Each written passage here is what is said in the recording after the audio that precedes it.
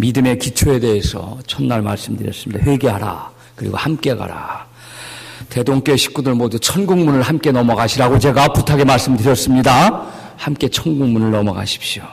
둘째 날 믿음의 훈련, 말로만 하는 믿음이 아니라 실천하는 믿음이 되게 해달라고 제가 그게 바른 믿음이라 말씀드렸습니다. 셋째 날 어제 저녁 시간에는 능력을 갖췄으면 그걸 실력으로 보이는, 믿음의 실력을 보이는 교인이 되라. 그래서 주님의 대역, 주님을 대신할 수 있는 대역이 되라. 여러분, 세상에서 주인공이 되라 말씀이 드렸습니다. 오늘 이제 마지막 시간으로 이번 부흥의 주제인 성숙한 믿음에 대해서 이제 말씀드리려고 합니다. 근데 여러분, 믿음이 성숙해지면요, 할 수 있는 일이 두 가지 있습니다. 딱 두 가지입니다. 하나는 맺어주는 일이고 풀어주는 일인데, 따라서 한번 해봅시다. 맺어주고 풀어주자. 그래서 근데 뭘 맺어주고 뭘 풀어줄 것이냐, 이게 문제입니다. 마태복음 18장 18절 제가 봉독해드리겠습니다. 진실로 너에게 이르노니 무엇이든지 너희가 땅에서 매면 하늘에서도 매일 것이요 무엇이든지 땅에서 풀면 하늘에서도 풀리리라. 마태복음 16장 13절에 보면 빌립보 가이사라 하는 동네에 들어가서 예수님께서 제자들에게 묻습니다. 그래, 세상 사람들이 도대체 나를 뭐라고 하더냐, 나에 대한 평판이 어떠하냐, 도대체 나를 누구라고 무엇이라고 부르더냐. 그래서 제자들이 대답을 합니다. 어떤 사람은요, 선생님이 세례 요한이라고 하기도 하고, 어떤 사람은 엘리야와 같은 능력의 예언자라고 하기도 하고, 어떤 사람은 예레미야라고도 하기도 한답니다. 그래서 예수님께서 다시 묻죠. 그래, 그건 그 사람들 얘기고, 그러면 너희는 나를 누구라고 생각하느냐, 나를 무엇이라고 부르느냐. 그때 이른바 예수님의 수석제자인 베드로가 대답을 하죠. 주여, 주는 그리스도시요 살아계신 하나님의 아들이시니이다. 주님, 당신은 세상을 구원하러 오신 하나님의 아들이십니다. 아멘. 그래서 예수님께서 너무너무 좋으셨습니다. 그래, 베드로야, 네 말이 정답이다. 그래서 이 베드로의 정답에 만족하신 예수님께서 베드로에게 복을 내려주시는데, 어떤 복을 주시느냐? 내가 천국 열쇠를 너에게 주겠다, 이제. 그래서 내가 땅에서 매면 하늘에서도 매일 것이요, 내가 땅에서도 풀면 무엇이든지 풀릴 것이다. 그래서 베드로는요, 주님으로부터 천국에 들어가는 열쇠, 하나님 나라에 들어가는 문을 열기도 하고 닫기도 하는 전권을 받은 겁니다. 금지하기도 하고 허락하기도 하는. 이 말씀을 근거로 해서 천주교는 그래서 베드로를 초대교황으로 삼는 거죠. 그리고 베드로의 전통을 이어받은 사도들, 특히 이제 신부님들이 더 그걸 강조하는데, 어찌됐든 베드로의 전통을 이어받은 이 목회자의 임무 중에 하나는 뭐냐면 천국의 출입을 결정하는 겁니다.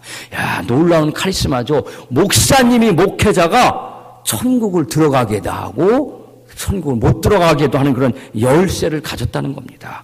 사도들이, 목회자들이 땅에서 이 열쇠를 쥐고서 무엇인가 메고 풀어주는 열쇠를 가졌다. 목사님, 우리가 너무 엄청난 짐을 가졌어요.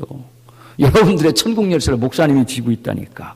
그래서 이걸 그대로 받아들인 천주교는 신부님들이 고해성사를 받아들이면서 사람들의 죄를 용서해주는 권한을 가졌다고 얘기합니다. 그런데 이제 여기서 맺는다 라는 말을 조금 다른 면으로 생각하면, 닫는 것, 금지하는 거기도 하지만 원래 히라바를 좀 살펴보면 맺어준다, 그런 뜻이 있습니다. 맺어준다. 제가 그래서 목사 안수를 받으면서 제 나름대로 목회 철학을 세워야겠다, 목회관을 세워야겠다, 그렇게 생각을 했습니다. 그래서 이 마태복음 16장 19절의 말씀을 기초로 해서 맺어주고 풀어주는 목회를 하자, 제가 이렇게 결심을 했습니다. 근데 뭘 맺어줄 건가? 목회란 첫째, 사람을 하나님과 맺어주는, 사람을 교회와 맺어주는 걸 하자. 그리고 다음으로는 얼마나 세상에 힘든 일이 많으냐, 교인들의 힘든 사정을, 억울하고 병들은 이 사정을 풀어주자, 그렇게 목회자고 결심을 했습니다. 그래서 위로는 사람을 하나님과 맺어주고, 아래는 사람들의 힘들고 억울한 사정을 풀어주는 거, 이게 얼마나 멋진 목회인가. 직업이라고 그러면 이 직업이 얼마나 멋진 직업인가. 여러분, 우리는요, 뭔가 연결되어지길 바라요? 세상 사람은 돈과 권력과 연결되어지길 바랍니다. 어떻게 해서든지 돈이 돌아다니는 길을 찾으려고 하죠. 또 인생에서 뭔가 풀려져서 성공하길 바랍니다. 그러나 우리 목사님이, 교회가, 그리고 사람들을 맺어주고 풀어야 할 건 다른 데 있지 않습니다. 바로 예수님께서 하셨던, 베드로에게 명령했던, 베드로에게 줬던 축복 그대로 위로는 사람을 하나님과 맺어주고 아래로는 인간사의 슬픔과 아픔과 인간의 상처와 인간의 막힌 것들을 풀어주는 것, 그것이 목회의 사명이요, 바로 이 대동교회가 이곳에 있는 이유요. 바로 그런 이유입니다. 그리고 우리 담임 목사님인 조 목사님이 여기에 파송을 받고 여기서 목회하는 이유고 목사로 살아가는 원동력입니다. 이게 여러분, 우리 조 목사님이 맺어주고 풀어주는 대로 살아가시길 바랍니다. 자, 오늘 저녁 설교는 끝났어요. 돌아가셔도 됩니다. 다 끝났어요. 제가요 고등학교 1학년 때까지 교회를 국민학교 때 크리스마스 때 과자 얻어먹으러 다니고는 안 다녔어요. 감리교회가 있는데 우리 조 목사님 아버님 조명 감독님이 목회하시던 그 평택체육교회인데, 근데 제가 아직 안 다녔는데 고등학교 1학년 때 체육 시간에 들어갔는데 체육 선생님이 강화도 분인데 교회 집사님이에요. 근데 그 양반이 첫 학기 고등학교 입학한 첫날 첫 학기에 체육 수업 때 교회 안 다니는 사람 손 들어 그러더라고요. 그래서 쭈삣쭈삣 손을 들었더니 너희들 다 요 옆에 학교 옆에 이 감리교회가 있는데 앞으로 그 교회 나와. 그럼 내가 체육점수 술을 주겠다 그러는 거예요. 체육점수 술을 주겠대. 수미양 갈 때 그 술을. 가만히 생각하니까 제가 뭐 키도 작고 그랬으니까 그때는 뭐 다른 건 좀 잘할 수 있어도 뭐 달리기, 뜀뛰기 이런 거 못하겠다. 그래서 다른 거는 해보겠는데 체육은 안 되겠다 싶어서 체육점수 술을 맞고 싶은 욕심에 교회를 나갔습니다. 그러다가 결국 인생에서도 좋은 점수를 맞고 싶다. 그래서 결국 신학교에 입학을 했습니다. 근데 재밌는 건 그때 그 선생님이 강화도 분이었는데요. 제가 나중에 강화도로 천목회를 나가게 된 겁니다. 여러분, 좀 유치하죠. 전도 방법이 유치해요. 그래서 그 선생님 전도의 방법이 유치하느니 나쁘니 그래도 저는 그래도 저를 교회와 인연 맺게 해주신, 저를 하나님과 인연 맺게 해주신 그 체육 선생님께 늘 감사하며 살고 있습니다. 이름도 있지 않습니다. 김인문 선생님인데, 여러분 지금 과연 여러분의 인생이, 여러분의 삶이 하나님과 관계 맺고 있는 삶인가? 또 내가 누군가를 하나님과 맺어주며 사는 삶인가? 한번 생각해 보시길 바랍니다. 여러분, 무엇보다도요, 우리는 하나님과 맺어줘야 돼요. 우리는 세상에 대통령과 악수만 해도 사진 찍어 갖고 다니는데, 대통령과 관계 맺고 장관과 관계 맺고 시장하고 관계 맺고 살면 좋긴 하겠죠. 그러나 그런 사람과의 관계보다 하나님과 관계 맺고 사는 일이 얼마나 더 멋있고 엄청난 일인가, 이걸 우리는 깨닫고 알아야 됩니다. 그래서 사람이 하나님과 맺어지는 길을 먼저 생각해야 됩니다. 근데 여러분, 우리가 하나님과 맺어지는 일, 사람을 하나님과 맺어주는 가장 기본적인 길이 있는데 그게 뭐냐? 바로 하나님께 예배하는 길입니다. 다른 길 없어요, 여러분. 예배하는 길이죠. 학생이 아무리 뛰어난 학생이라도 수업 시간에 출석을 하지 않으면 F요. 한 학기에요, 4분의 1 이상 결석을 하면은 아무리 공부를 잘해도 시험을 잘 봤어도 낙제입니다. 4분의 1 이상 빠지면 4분의 3 이상 출석해야 돼요.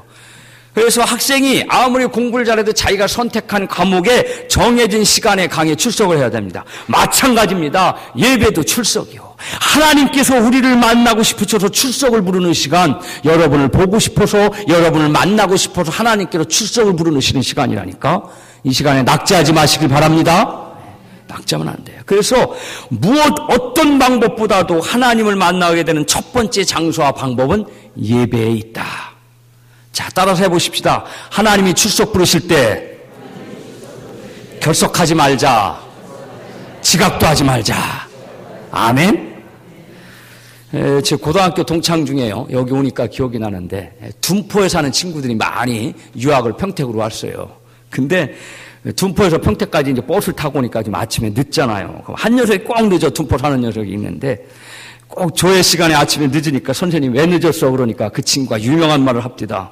딱 한마디. 차가 시방 왔시오. 그냥 차가 시방 왔다는데 어떻게 갈 거예요? 차가 시방 왔시오. 그러니까 선생님이 때를 내다가 웃고 말더라고요. 여러분요, 학생들 학교에서 가르치다 보면은요, 결석하는 놈이 미워요. 근데 더 미운 놈은 지각하는 놈. 수업 막 열심히 시작하는데 한참 열내고 가르치는데 늦게 들어오면 아주 그것밖에 미울 수가 없어. 내가 조는 놈은 참어. 에이, 얼마나 피곤하면 졸을까? 얼마나 힘들면 졸것이오. 요즘 학생들이요, 아르바이트도 해야죠. 놀기도 해야죠. 달려야죠. 달리는 게 뭔지 말씀드렸죠? 학생들, 요즘 대학생들이 달려간다 그러면 이게 달리는 거예요. 아주 토요일마다 달리고 금요일마다 달리는데. 그래서 우리 조 목사님 딸도 지난번에 말씀드렸지만 제 수업 시간에 가끔 졸더라고요. 그래서 아르바이트 하느라고 그것이 조그만 게 지가 용돈 번다고 조 목사님 용돈 좀 많이 줘요. 작년에요, 휴전선 근처 최전방에서 놀라운 일이 벌어졌죠. 북한군이요, 귀신하러 왔는데 아무도 맞아주는 사람이 없어서 노크를 했어요. 내가 귀신하러 왔다고. 귀신 노크한 사건이 있죠. 이거 방위 출신이 군대 가면 안 되는데, 아무튼 그 뉴스를 듣고서 메가더 장군이 했다는 유명한 말이 그때 생각났습니다. 작전에 실패한 지휘관은 용서받을 수 있어도 보초, 경계에 실패한 병사는 용서받을 수 없다. 그런 말이 있죠. 그러니까 싸울 때 진 병사는 용서받을 수 있어도 보초에 실패한 병사는 용서받을 수 없다는 겁니다. 저는 이 말을 늘 이렇게 바꿔 말합니다.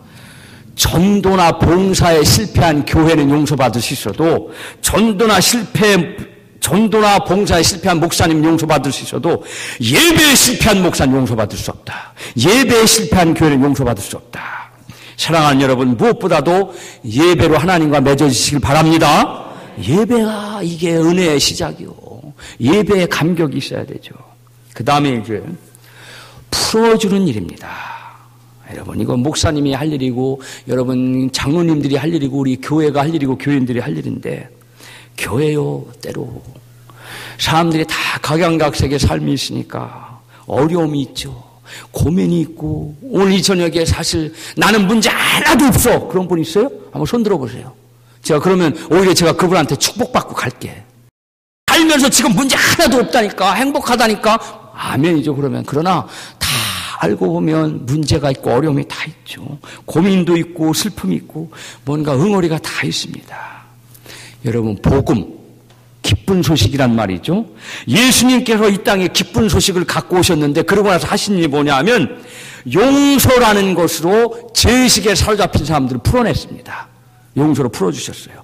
병에 사로잡힌 사람들은 치유로 풀어주셨습니다. 슬픔 속에 갇혀있는 사람들에겐 위로로 풀어주셨어요. 그래서 예수님께서 하신 건 풀어주신 일입니다. 하나님과 맺어주고 그 다음엔 우리를 풀어준 거예요. 병마에 젖어 있는 사람 병마에서 풀어주고, 고민 있는 사람 고민에서 풀어주고, 자녀 문제 때문에 눈물 뿌려 기도하는 어머니들 그 기도에 응답해 주셔서 그 섭섭함 풀어주는 거, 이게 교회가 하는 일이죠. 목사님이 하는 일이에요.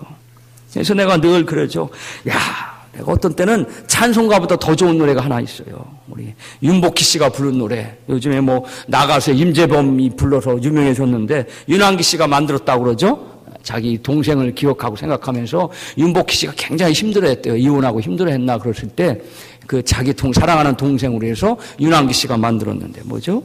여러분, 만약 내가 외로울 때면 누가 나를 위로해 주지? 여러분, 대동교회 교인 중에 누군가, 여러분 주위에 누군가가 어렵다면, 험한 길을 걷고 있다면, 허전하고 쓸쓸하다면, 어디 가야 좋을지 어찌해야 좋을지 모르는 처지에 있다고 한다면 바로 그들을 여러분이 풀어줘야 되는 겁니다. 아멘?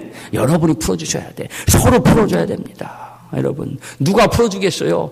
여러분 옆에 분 쳐다보고 여러분 그러고 있어요. 여러분 누가 풀어주겠어요? 여러분이 풀어주는 거야. 여러분. 근데 중요한 건요, 하나님과 맺어주는 건 강권에서 맺어주면 돼. 이제 찾아가서 출석해야지. 근데요, 풀어주는 일은요, 무작정 풀어준다고 되는 게 아닙니다. 먼저 생각할 것은 상대방의 입장을 헤아려야 돼요. 내가 죄송합니다.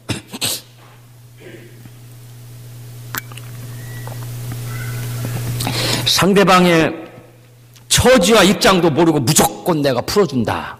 안 되는 얘기죠.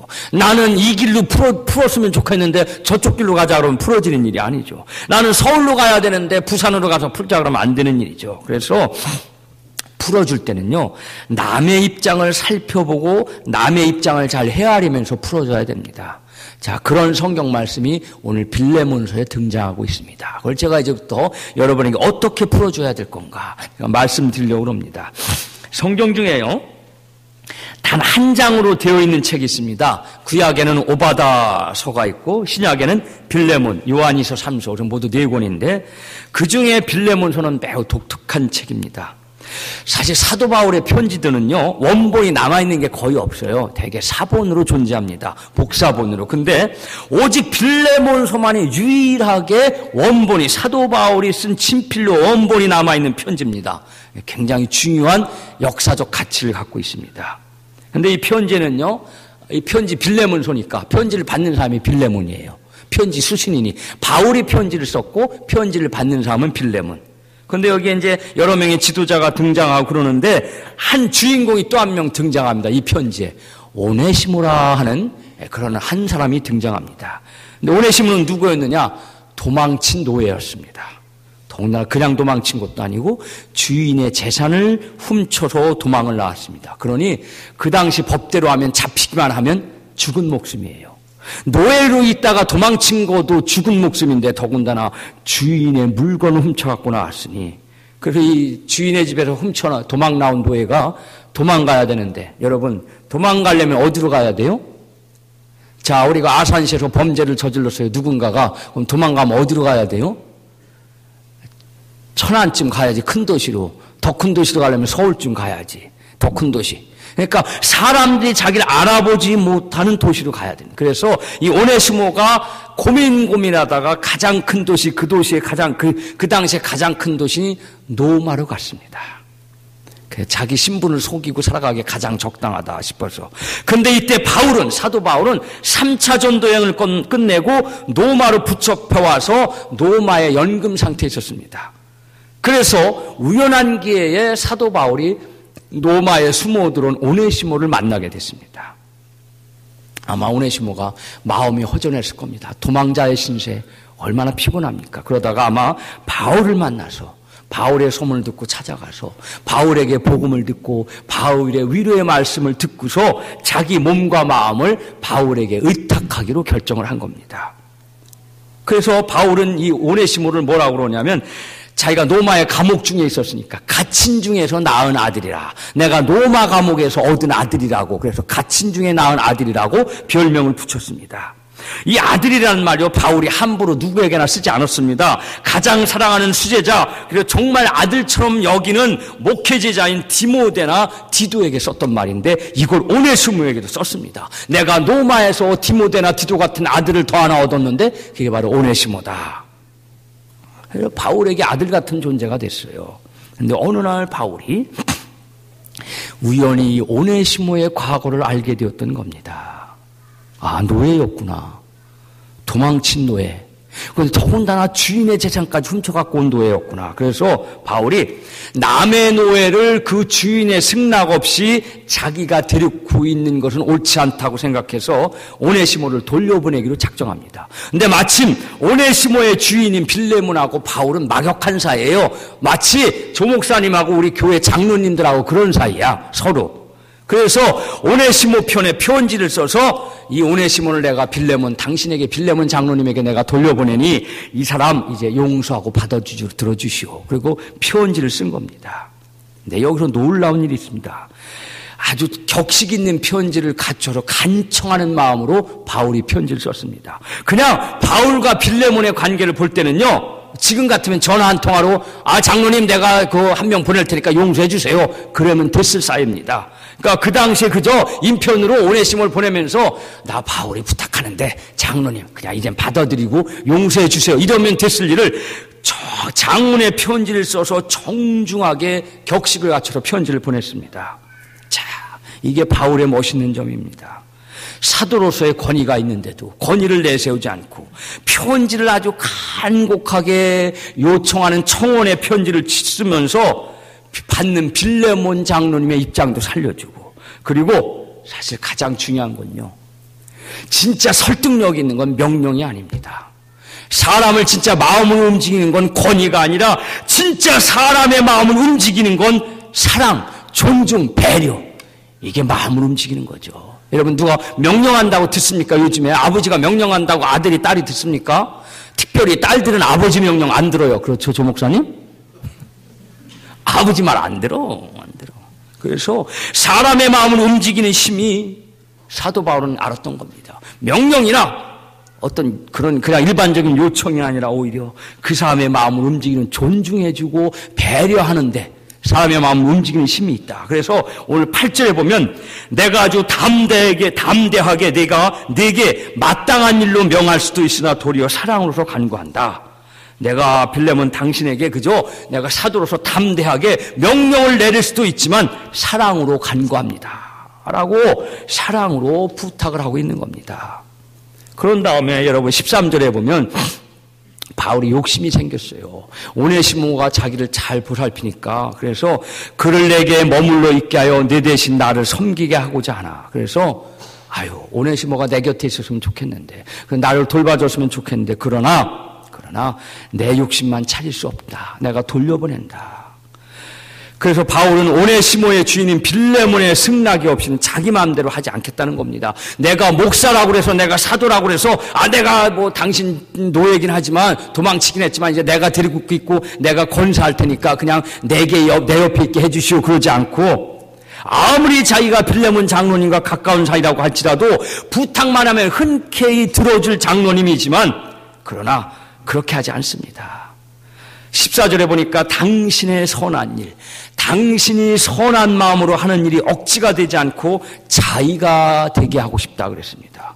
빌레몬이 기꺼이 자원해서 할 수 있는 일을 내가 강요하고 싶지 않다. 물론 사도 바울이 목사님으로서 부탁만 하면 어떻게 강요하도 할 수 없는 일 들어줘야 되는데 그러나 그렇게 하지 않다. 여러분 우리 같은 교인일수록 예의를 좀 차려야 되죠. 우리가 친하면요 막대하기 쉽습니다. 가깝다고 스성없이 굴게 되는데 친분을 내세워서 어떤 땐 부탁을 하죠. 오늘도 제가 어디에다가 청탁을 할 일이 있어서 전화를 했는데 세브란스 병원에다가 참 굉장히 친한 그런 선배 목사님인데 보통 땐 막역한 사이인데 어떤 일을 부탁하려고 그러니까 참 힘들더라고요. 그래서 제가 보통 땐 형! 그러고 제가 전화를 했는데 형님! 그러고 제가 전화를 했어요. 그래서 여러분 사람들이 어떤 때는요 상대의 위치나 자존심을 생각하지 않고 자기 이익만 챙기려고 부탁을 하는데 여러분 뭔가 부탁하고 요청하고 말할 땐 상대의 자존심을 살려줘야 됩니다. 내용권만 해결하면 안 돼. 더구나 교회 안에서 더군다나 여러분 서로 성도들끼리 서로 관계하고 친교를 할 때 더욱더 자존심을 세워주고 그리고 존중해 줘야 됩니다. 이게 중요합니다. 서로 존중해 줘야 되죠. 제가 지역 감정을 부추기는 건 아니지만 우리나라에서 자존심이 제일 센 동네가 어디요? 우리나라에서 자존심이 가장 센 분들이 사는 동네? 충청도지. 뭔 소리 하는 거예요, 지금. 우리 자존심 빼면 시체예요, 충청도는. 저 아버님 때까지 저는 충청도 공주에서 15대까지 살던 충청도 토박입니다. 제가 자라기는 평택에서 자라서 경기도 물을 먹으러 제가 말도 급하고 성질도 급하지만 충청도 양반들요. 참 행동은 급할지 몰라도 말은 좀 느리죠. 답이 느립니다. 답이. 그래서 어떤 땐 되는 건지 안 되는 건지 잘 모를 때가 있어요. 그래서 충청도 말 중에 제일 아리송한 말이 알았시오. 근데 이 알았다는 말을 그대로 알았다고 들으면 큰 코 다칩니다. 제가 들은 말로는 이해창 그분이 대통령 후보로 나왔다가 그 충청도 권역을 돌아다니면서 부탁합니다. 그러면 다 알았시오 그리고 대답을 했대요. 그러고서 졌잖아요. 나중에 참모들이 와서 물어봤대요. 동네에 가서 아니 그때 우리 이해창 후보가 와서 악수하고 그럴 땐 알았슈 그래놓고는 왜 안 뽑아줬습니까? 그러니까 내가 그냥 알았다는 거지. 이해창 후보가 대통령 선거에 나온 걸 내가 알았다는 거지. 내가 언제 찍어준다고 했슈? 이랬더니 그냥 알았다는 거지. 우리 충청도는 알았슈로 자존심을 좀 세워야 돼. 그래서 우리 충청도 양반들 자존심이 세서 알았슈 대답을 했다가도 자존심 상하면 그냥 알았다는 거지. 벨이 틀리면 그냥 알기만 했다는 거지. 우리는 우리의 자존심이죠. 알기만 했다는 거지. 여러분 여름에 대천 해수욕장 자주 놀러 갔습니다. 제가 평택에 있을 때는 수련회도 거기 가서 하고 그랬는데, 여러분 대천 해수욕장 가서 잘 보세요. 수박을 파는 수박 장사가 있어요. 근데 그 사람이 정말 자기가 농사지은 수박을 갖고 장사를 하러 나온 농부 장사냐, 농부냐, 아니면은 그저 수박을 띄어다 파는 그저 장사꾼이냐 구분하는 방법이 있습니다. 자기가 농사지은 걸 갖고 나온, 직접 팔러 나온 현지 농부냐, 아니면 그냥 수박을 띄어다 파는 도매상이냐 소매상이냐. 구분하는 법 간단합니다. 어떻게 구분할까요? 자존심을 생각해봐요. 수박이 아무리 남아있어도 또 남은 수박을 떠리로 팔면 외지인이고, 아무리 한 개가 남았어도 끝까지 떠리로 안 팔고 제값 달라고 그러면 충청도 농부요. 그게 충청도 농부요. 그런데 그때요, 수박 사러 가서 정말 자기가 수박을 농사지은 수박을 갖고 나온 농부한테 살살 달래가면서 축혀가면서 수박을 싸게 달라고 그래야지, 괜히 막무가내로 아줌마가 수박 한두 개밖에 안 남았는데 떠리로 싸게 줘요 어쩌고 저쩌고 건방을 떨면 우리 충청도 수박장수 아줌마 험한 말이 나옵니다. 대시오? 안 팔아요? 딴 데 가봐요.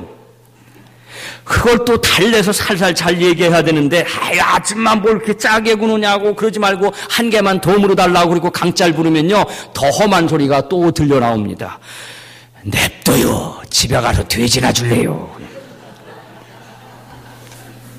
거기서 좀 잘도 살살 달래가면서 끝까지 좀 추워가면서 수박을 싸게 달라고 그래야 되는데, 아줌마 뭘 이렇게 짜게 구느냐고, 그럼 한 개에 1,000원씩만 깎아달라고 떨인데 그러고 자존심을 긁어놓으면 마지막 결정타가 나오죠. 아주 최후의 독한 말을 듣게 됩니다. 관둬요. 그냥 가요. 에이, 수박 농사를 때려치든지 해야지. 충청도 아줌마의 자존심이죠. 여러분, 우리 기독교인의 자부심, 기독교인이라는 자존심도 과연, 또 감리교인이라는 자존심이 과연 우리 충청도 농부, 수박장수 아줌마 자존심만큼은 되는 건가? 또 남의 자존심을 세워줄 때 그렇게 세워줄 수 있는 건가? 우리가 한번 생각해 봐야 됩니다. 근데 여러분, 오네시모라는 이름에는요, 쓸모 있는 그런 뜻이 있습니다. 유용한 그런 뜻이 있어요. 근데 여러분, 옛날에 노예들은 이름이 없었습니다. 이 당시에. 그런데 어떻게 이름이 없었던 노예의 이름의 뜻이 쓸모 있는 사람이 되었을까? 아마 그냥 노예는요, 우리나라 옛날처럼 이름 그저 성도 없이 그냥 머슴을 부를 때 삼도리니 바오니 하는 것처럼 이름이 없었을 겁니다. 근데 이 오네시모에게 이름이 생겼다는 것은 그건 사도 바울이 이름을 만들어 주었다는 겁니다. 이름을 만들어 줬다는 거죠. 여러분, 사람에게 무언가 이름을 준다는 거, 멋진 일입니다. 예전에는 해로운 도둑이었던 노예에게 쓸모있는 사람이라는 뜻의 이름을 주었으니, 쓸모없다고 해도 할 수 없을 텐데 쓸모있는 사람이라는 이름을 붙여주었다는 게 얼마나 본인에겐 자부심과 자존심이 되었을까. 도망친 도둑노예를 이제 오네시모로 쓸모있는 자로 이름을 붙여서 돌려보내니 더 이상 그를 노예가 아닌 형제로 받아들여 주십시오. 그래서 그를 노예가 아닌 형제로 받아들여달라고 간청을 하는 거 얼마나 멋진 말이고 멋진 이름입니까? 오네시모도 기분이 좋았을 겁니다. 더구나 자기 이름, 바울이 준 이름이 쓸모있다 그런 뜻이니 남이 자기 이름을 불러주는 거 얼마나 좋은지 몰라. 오네시모도 기분이 좋았을 거예요. 누가 불러줄 때마다 쓸모있는 사람. 10,000번 더 들어도 기분 좋은 말. 이렇게 박자가 척척 맞아야지. 오네시모는요, 자기 이름을 들으면서 10,000,000번 들어도 기분이 좋았을 거야. 해로운 노예인 나한테 쓸모있는 분, 쓸모있는 사람 그렇게 불러줬으니 얼마나 이름, 따님들 이름 잘 지은 거예요. 목사님 좋아라, 잘 지은, 좋아라 이름은 좋긴 한데 너무 좋아요. 자, 여러분, 우리 교회 자녀들을, 교회 젊은이들을 정말로 멋진 이름으로 불러, 듣기에 좋은 이름으로, 쓸모있는 이름으로. 그래서 여러분, 되도록이면 주위 사람 부를 때 듣기 좋은 이름으로 불러줘야 돼. 서울 가면은요, 뭐라고 불러요? 이름을 부르지 않고 백육동 102호 이러고, 백육동 302호 그러고 부르는 거 아니에요? 우리 서울 가면 사람이 죽어서요, 그거 참 미치죠. 여기는 그러지 않을 거예요. 이제 이제 집에서 모시지 않으니까 요즘에는 병원에서 모시니까 하는데 집에서 모시는데 어느 집에서 모시는데 운구를 해야 되는데 아파트니까 아파트 바깥으로 창문에서 내리다지도 내리더라고. 시신을 운구하는데 그런 불상 밑에 니은 놈 이런 정중하게 모셔야 되는데 그러니까 뭐라 그러는데 내려오니까 202도 304호가 죽었대. 여러분 그래서 교회가 좋죠. 누구를 불러도 성도님, 아무개 집사님, 아무개 권사님, 아무개 장로님 얼마나 좋아요. 이름을 좋은 이름을 불러줘야 된다. 그래서 연예인들도 그래서 이름을 바꾸는 거 아니에요. 본명으로 안 부르는 거 아니에요. 왕지연보다 전지연이 나니까, 그렇지? 별그대 보고 오셨어요? 아무튼 그래서 자기도 듣기 좋고 남도 부르기 좋으라고 본명을 놔두고 연예인들이 예명을 쓰는 거죠. 그래서 돌아가셨지만 김봉남보다야 앙드레 김이 낫지. 김봉남이 뭐요? 재판에 갔을 때 이름 그러니까 앙드레 김 그러니까 판사가 이보소 본명을 내 본명 앙드레 김이 뭐야 그러니까 김봉남이에요 그랬다는. 조방원보다는 태진아가 낫지. 조방원보다는. 여러분 생각해 보십시오. 도둑질에 도망까지 한 노예를 용서해달라는 바울의 부탁은 어찌 보면 억지입니다, 이게. 그러나 바울은 바로 그러한 용서와 받아들임 속에 기독교의 위대한 진리가 있다는 걸 생각한 겁니다. 기독교는요, 본래 사람을 사랑해서 사람의 입장을 바꿔주는 종교요. 사람의 입장을 바꿔주는 종교라니까. 하나님의 아들이신 예수님께서 이 땅에 왜 인간으로 오셨어요? 인간의 입장을 알아보려고.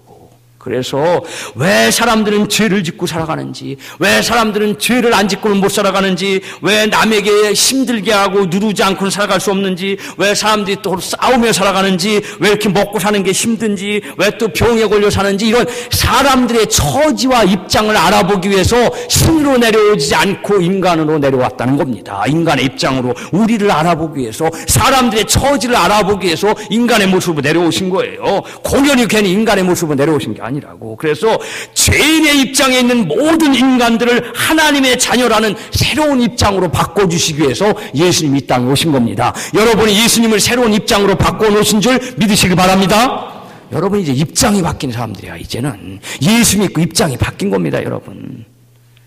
그러나 사실은요, 법적으로나 사회적으로 오네시모는 아직 남의 노예입니다. 또 도둑에 불과하지만 바울은 그를 종에서 노예에서 아들로, 그리고 아들에서 형제를 지금 바꿔주고 있는 겁니다.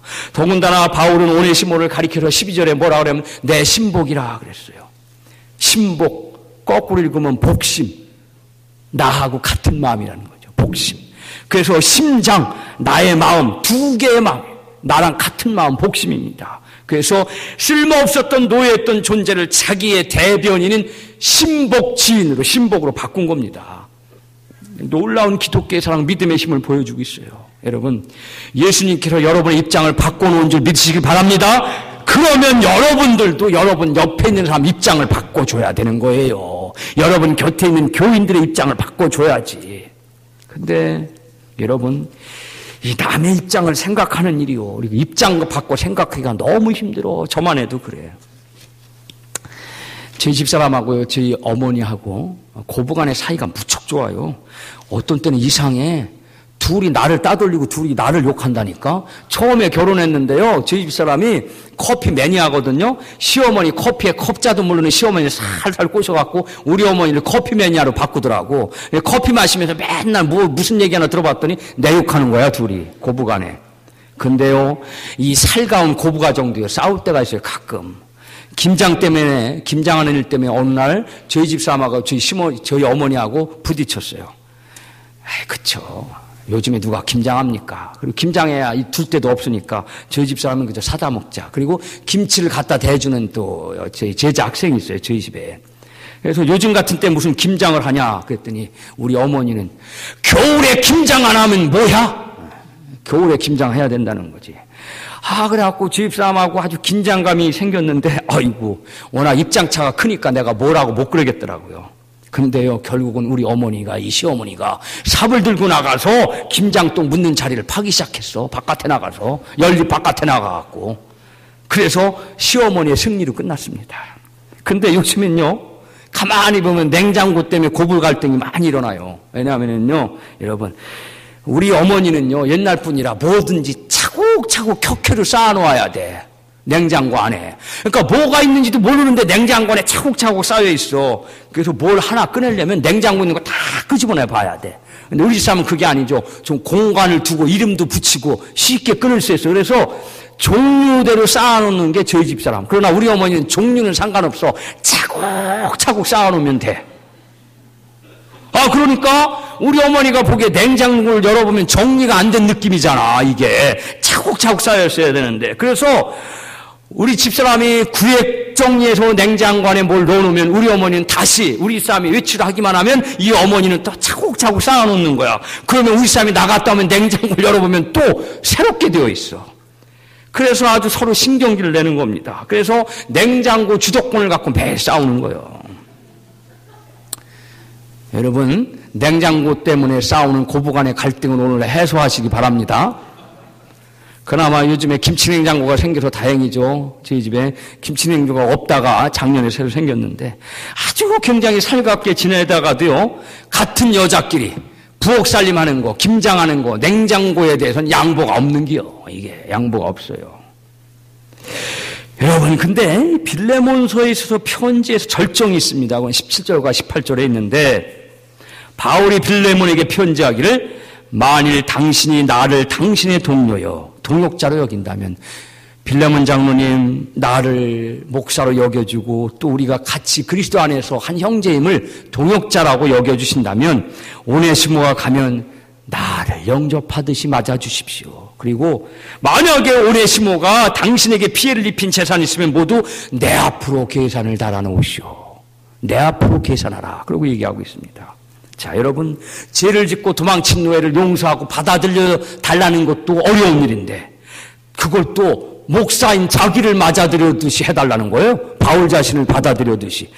그래서 그렇게 해주는 것, 이거 바울의 놀라운 배려입니다. 왜냐하면요, 한 개인을 이건 개인적으로 용서해 줄 뿐만 아니라 공식적으로도 인정받게 해달라는 거야. 더 이상 죄인이 아니다. 여러분, 제가 죄를 졌어요. 근데 이제 내가 개가천선했어요. 그래서 내가 아무리 내가 옛날에 전병식이 아닙니다. 그러고 내가 우리 동네에 가도 사람들이 그렇게 인정 안 해주면 소용없는 거 아니겠어요?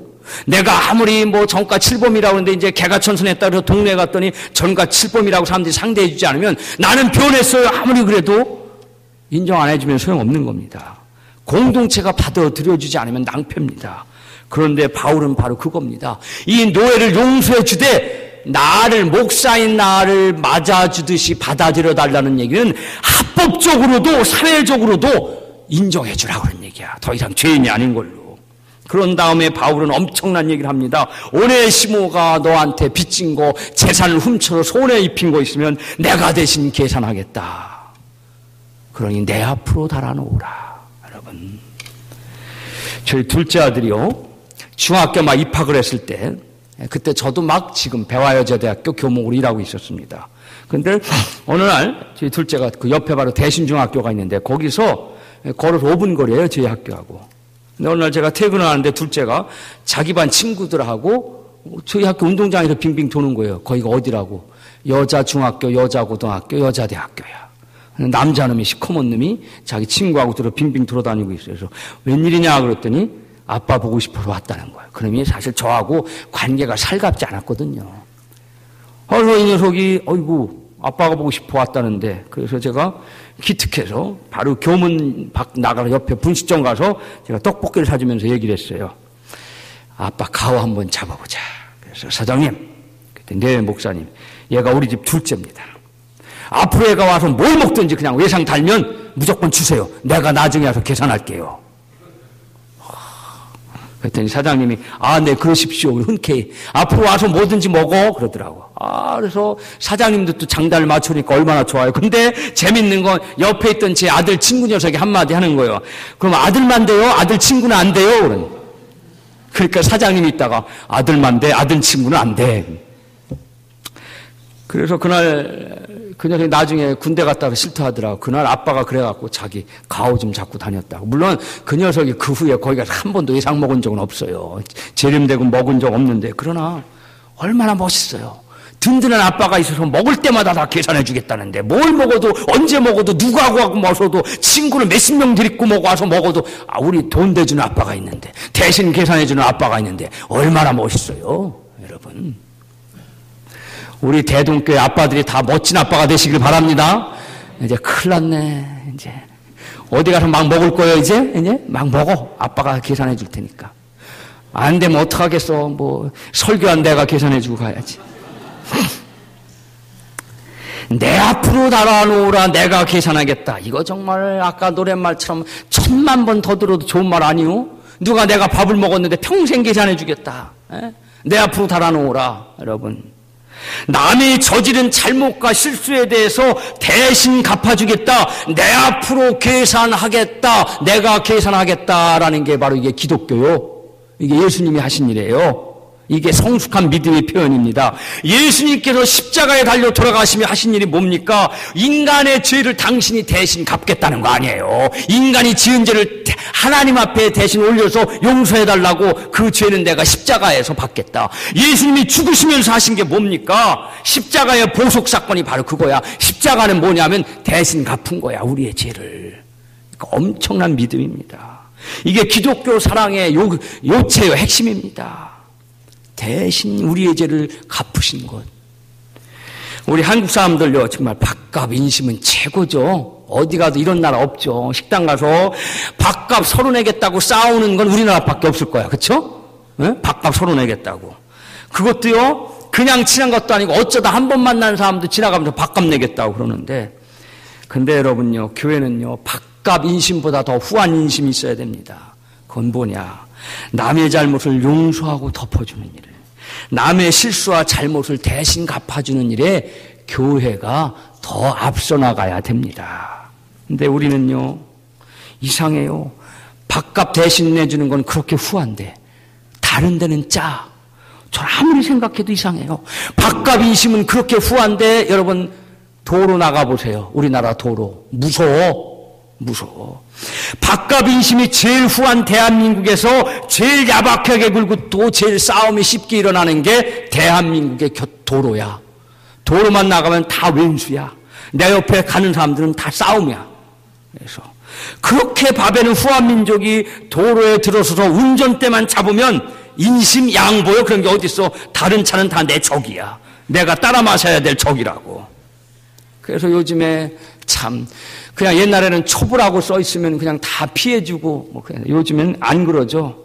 초보라고 써붙이면 초보가 왜 벌써 고속도로에 나왔느냐고 욕 한마디 하고, 뒤에 아기가 타고 있어요. 그러면 왜 애기를 태우고 복잡한 시간에 도로에 나왔느냐고 그러죠. 왕초보라고 써붙이면 왕초보가 왜 끌고 나왔어 그러죠. 그래서 요즘에는 초보들도요 뒤에 써붙이는 문구가 다 바꿔줬어요. 그래요 나 초보예요 그렇게. 나도 나를 잘 모릅니다. 제가 어떻게 할지 모릅니다. 뒤에다 써붙이고. 나는 당신이 초보였을 때 한 일을 알고 있다. 더 무서운 것도 있습니다. 저는 지금 직진만 1박 2일째입니다. 뒤에다가 또 참 재밌는 사람, 무한도전 중입니다. 저는 지금 무한도전 중입니다. 그리고요 우리 사고가 나면요 서로 우기고 보죠. 싸우고 보죠. 도로에서. 대한민국 사회 밥값 말고도 서로 마음을 쓰는 계산이 필요한데, 그러나 교회는요 더욱더 사람을 용서하고 살려주고 입장을 바꿔주는 그런 계산에 앞장서야 될 줄로 믿습니다. 네, 마지막으로 여러분 놀라운 사건이 벌어집니다. 빌레몬서를 읽어가다 보면 더욱 놀라운 이야기를 발견하게 되는데 19절에 보면 사도 바울이 이 편지를 친필로 쓴다 그랬어요. 그 당시에 사도 바울이 몸이 안 좋아서 모든 편지는 누가가 대필을 했어요. 사도 바울이 불러주면. 그러나 이 편지는 유독 바울이 친필을 썼다는 겁니다. 자기가 힘들어가면서. 만약에 이 편지를 사도 바울이 친필로 쓰지 않고 누가가 대필해서 썼다 그러면 이 요청이 그렇게 마음에 와닿지 않았을 거예요. 바울이 꾹꾹 눌러가면서 썼다는 겁니다. 친필의 성격으로 인해서 강력한, 거절할 수 없는 강력한 요청이 되는 거죠. 믿음이 가는 보증의 편지고 그만큼 오네시모를 아끼는 마음이 표현되어 있습니다. 그런데 여러분 교회의 역사를 살펴가다 보면 우리를 놀라게 하는 사건이 한 가지 더 있습니다. 그러면 오네시모는 어떻게 되었을까? 50년 후에. 뭐가 되어 있을까요? 여러분, 초대교회 위대한 순교자 중에 한 명인 이그나우시스라는 그런 감독이 처형을 당하기 위해서 안디옥에서 로마로 연양당했는데 그 이그나우시스 감독이 에베소 교회에 편지를 보냈습니다. 근데 그 편지의 첫 장에 에베소 교회 당신들의 감독인 그 사람을 참 좋은 사람이니까 당신들이 그 에베소 교회 감독님에게 순종하며 살아가십시오. 그리고 에베소 교인들에게 편지를 써요. 그러니까 경기원의 감독님이 훌륭한 사람이니까 경기원의 교인들은 그 감독님 밑에서 잘 순종하며 믿음 생활을 하십시오. 그런 것처럼 에베소 교회 교인들에게 편지를 쓰면서 당신들이 모시고 있는 감독님이 훌륭한 사람이니까 그분을 잘 따라서 신앙생활하고 편지를 썼는데 그 감독이 바로 오네시모였다는 겁니다. 그 감독이. 그러니까 오네시모가, 노예였던 오네시모가, 주인의 재산을 훔쳐갖고 나와서 죽을 뻔했던 오네시모가 바울을 만나서 변화하고 그리고 다시 바울에게 돌아왔을 겁니다. 결국은 오네시모가 감독이 되었다는 겁니다. 근데 여러분, 어떻게 그러면 이 오네시모에 대한 이 이야기가 성경에 한 장 분량밖에 안 되는 이 노예에 대한 이야기가 그저 노예 한 명을 용서하고 받아들여달라고 부탁하는 편지가 신약 성경 안에 어떻게 들어와 있을까? 여러분, 바울이 순교한 후에 바울이 쓴 편지들을 수집해서 책으로 출판한 일, 바울 서신을 모아서 출판한 일이 벌어졌습니다. 근데 그때 그 일이 에베소에서 시작됐어요. 근데 그때 에베소 교회 감독이 누구? 오네시모였다는 겁니다. 그러니까 여러분, 이런 추측이 가능해지는 겁니다. 바울의 편지들, 바울의 서신들을 모아서 집을 만드는데 거기에 빌레몬서를 오네시모가 집어넣은 거야. 자기 얘기가 들어있는 이야기를 집어넣은 거라니까. 여러분, 나 같으면 못 집어넣어. 자기 과거가 담긴 편지, 자기의 창피한 이야기가 담긴 편지를 거기다 어떻게 끼워넣어요. 근데 오네시모 감독이 자기의 부끄러운 과거가 담긴 편지를 과감히 공개하고 책으로 출판하는데 앞장섰다는 겁니다. 그래서 바울 손실 안에 빌레몬서가 들어온 겁니다. 여러분, 놀라운 얘기 아니에요. 자기의 입장이 바울 때문에 어떻게 바뀌어졌는지, 그는 그 편지를 출판함으로 해서 모든 사람들에게 드러내 보여서 같이 은혜를 받고 싶었던 겁니다. 아마 오네시모는 바울이 빌레몬에게 보낸, 자기를 위해서 보낸 그 편지의 짧은 구절 하나, 내 앞으로 계산하라, 이 말을 평생 마음에 안고 살았을 겁니다. 그리고 그 또한 남의 잘못을 용서해주고 그걸 또 자기 앞으로 계산하라라는 그런 일로 평생을 살았을 것입니다. 여러분, 기독교는요, 죄인의 죄를 끄집어내서 부끄럽게 하는 종교가 아닙니다. 죄인을 변화시켜서 입장을 바꿔주는 종교요. 나아가서 매라도 맞아주는 종교입니다. 예수님께서 하신 일이 그거 아니에요. 인간의 모든 죄를 내 십자가 안에 달아놓으라고, 내가 대신 주고 계산하겠노라고 그러신 분이 예수님입니다. 여러분, 요즘 얼마나 남을 흠집내기 좋아하고 남을 씹기 좋아합니까? 농담도요, 그냥 농담이 아니라 남을 꼭 깎아내리는 농담을 좋아하죠. 그러나 여러분, 대동교회 교인들이 나만 생각했던 입장에서 이제 내가 계산하겠노라, 내 앞으로 달아놓으세요, 이 말 한마디만 입에 붙고 살면은 여러분, 대동교회는 천국이 될 줄 믿습니다. 내 앞으로 달아놓으세요, 내가 계산할게요. 이게 이 말씀이 대동교회 안에 차고 넘치길 바랍니다. 여러분, 제가 우스갯소리로 하는 거 아닙니다. 제가 여태까지 한 말씀 다 잊어버리세요. 다 잊어버려도 좋습니다. 그러나 이 말 한마디만 하면 돼요. 내 앞으로 계산할게요. 내 앞으로 달아놓으세요. 한 번에 따라해 봅시다. 내 앞으로 계산하시오. 그것만 있으면 될 거라고 저는 생각합니다. 성숙한 믿음 그겁니다.